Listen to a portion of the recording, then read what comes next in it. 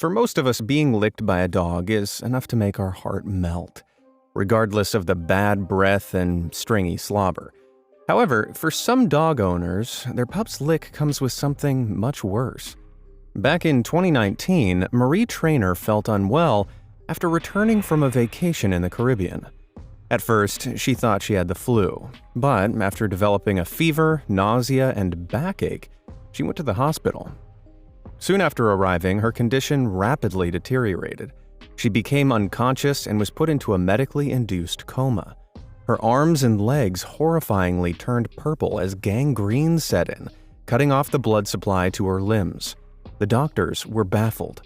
Initially, they thought she had a travel-related illness, but 7 days later, they made the shocking discovery of the true cause of her condition.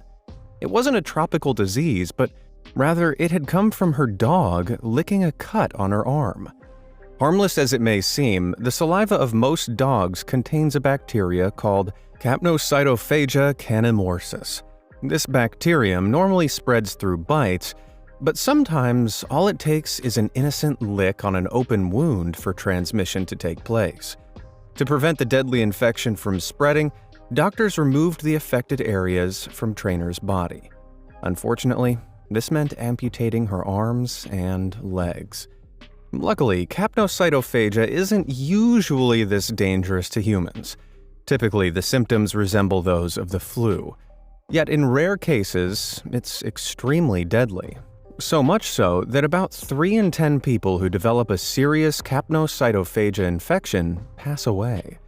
Sadly, that was the case for a 63-year-old German man who also contracted the disease when he was licked by his dog. He went into fatal septic shock, causing several of his organs to fail after just 16 days of treatment. But remember, as lethal as these cases are, it's still extremely rare.